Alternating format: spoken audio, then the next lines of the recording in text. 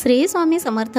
तर ऐका, देवदिवाळी म्हणजे काय, कशी साजरी करतात देवदिवाळी, काय असतो नैवेद्य आणि कोणत्या देवांची पूजा होते, चला पाहूया. उत्तर भारतीय लोक त्रिपुरी पौर्णिमेला देवदिवाळी साजरी करतात, कारण त्यांच्या पंचांगानुसार पौर्णिमेनंतर नवा महिना सुरू होतो.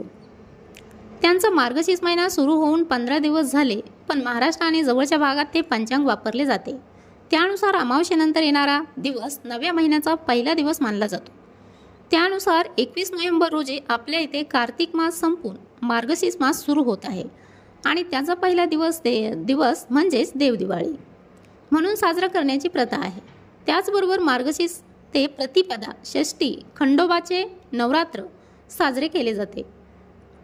कसा आहे देवदिवाळीचा दिवस आपण बघूया.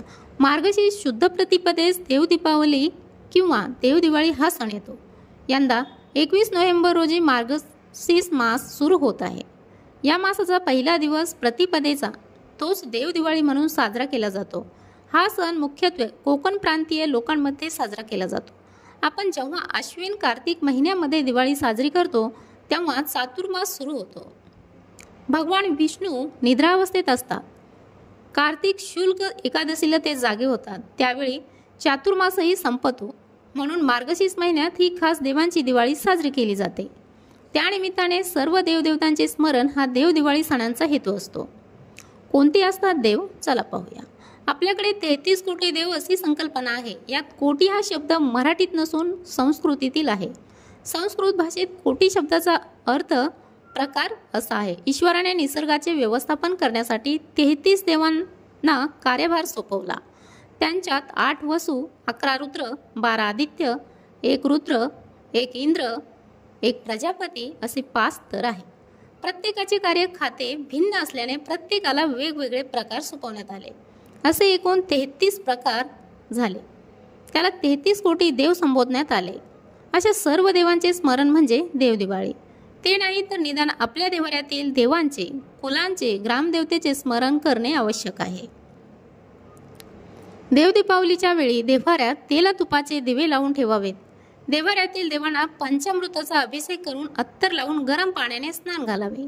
या दिवशी घरातील कुलदेवता व इष्टदेवता यांच्याखेरीज स्थानदेवता, वास्तुदेवता, ग्रामदेवता आणि गावातील अन्य देवता, उदाहरणार्थ महापुरुष, वेतोबा, उपदेवता यांना त्यांच्या मनाचा भाग अर्थात नैवेद्य दाखवला जातो.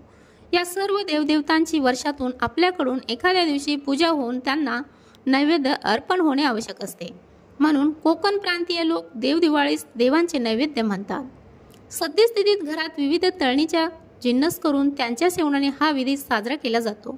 देवदीपावलीत आपल्या प्रथेनुसार नेहमीच्या पदार्थाखेरीज ताटात पुरणाचे कुडवू, भरड्याचे वडे, सांज्याचे घारगे, अळणी वडे, घावणे, घाटले यातील पदार्थ नैवेद्यास ठेवतात. त्यापैकी एक नैवेद्य घरात घेतला जातो व एक नैवेद्य बाहेर कामगारी लोकांना दिला जातो. देवदीपावलीच्या निमित्ताने घरातील, गावातील, घराण्यात पूर्वापार चालत आलेल्या सर्व देवांचा उल्लेख करून त्यांचा आदर सत्कार देवदिवाळीच्या दिवशी केला जातो.